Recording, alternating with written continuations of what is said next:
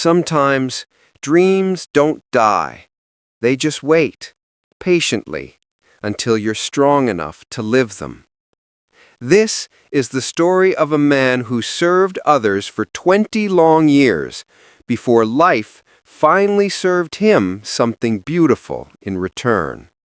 In a quiet corner of London, there was a small cafe called the Willow Spoon. The kind of place where the smell of coffee and baked bread could warm even the coldest morning. And among the clinking of cups and chatter of regulars, there worked a man named Ethan Cole. Ethan was in his 40s, polite, calm, always with a faint smile. He'd been working there since his early 20s, waiting tables, cleaning counters, wiping the same wooden floors every evening.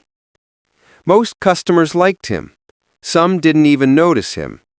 But no one knew that behind that polite smile, Ethan carried a dream he'd tucked deep inside for 2 decades. When Ethan was young, he wanted to open his own restaurant. Not a fancy one, just a cozy little place where people could feel home. He used to sketch designs for it on napkins, the tables, the lights, even the menu. But life, as it often does, had other plans. His father passed away when Ethan was just 23.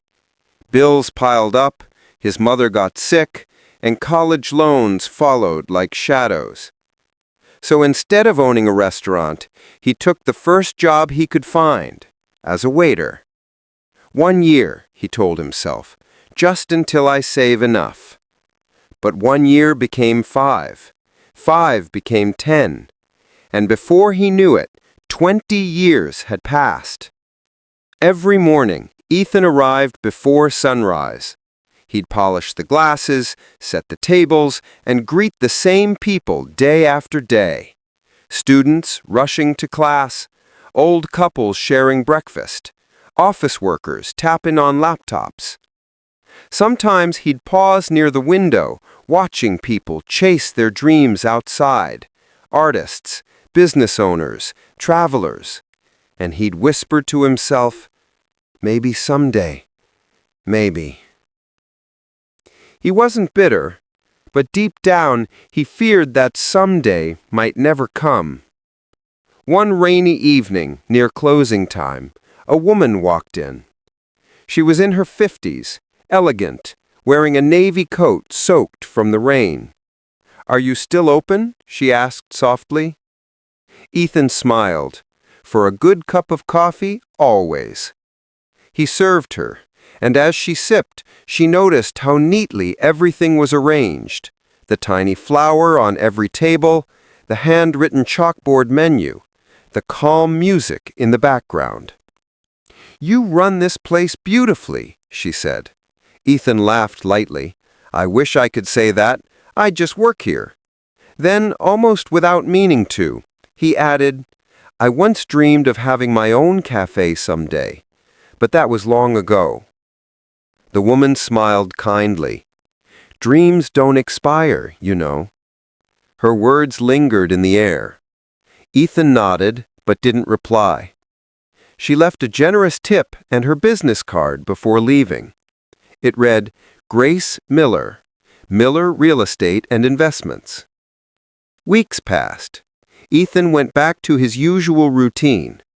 But one morning, his manager announced that the Willow Spoon was being sold. The owner was retiring. The cafe would soon close. For Ethan, it felt like the end of an era. 20 years of memories, gone in a moment. That night, he sat alone on one of the chairs he'd polished for years. He looked around, the walls, the smell, the hum of the refrigerator, and whispered, "If I ever had my own place, I'd make it just like this." And then he remembered Grace's words. Dreams don't expire. The next day, with trembling hands, he called the number on her card. Grace remembered him instantly. She listened to his story, every detail, every fear, every hope. Then she said something that made him speechless. "Ethan, I have a small old bakery on the west side for sale. It needs work, but it has charm. If you're serious, I can help you get started." Ethan didn't have much money, but he had faith, and he had time. 2 decades of quiet patience. He sold his old car, took a small loan, and with Grace's help, bought the bakery. For months, he worked day and night.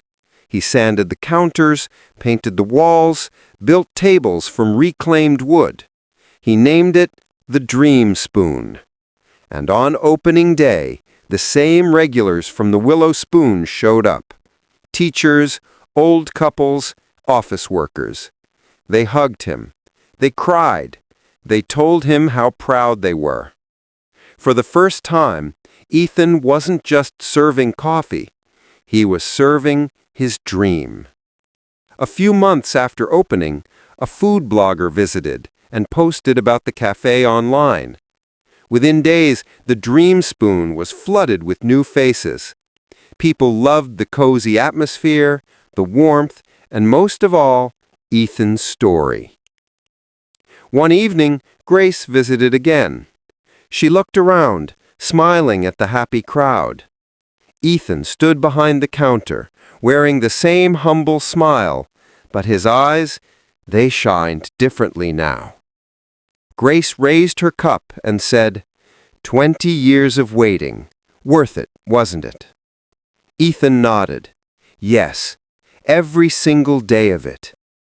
He looked around his cafe, full of life and laughter, and whispered softly, "Thank you, God, for not letting me give up." Ethan's story reminds us, sometimes dreams take longer than we hoped.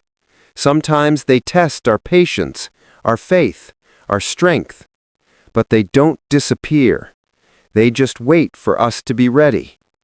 Maybe you're like Ethan, quietly working, waiting, wondering if your dream has forgotten you. It hasn't. Maybe it's just waiting for you to pick up the phone, take that first step, or believe again. Because when you do, life has a strange, beautiful way of serving your dream right back to you, exactly when you need it most.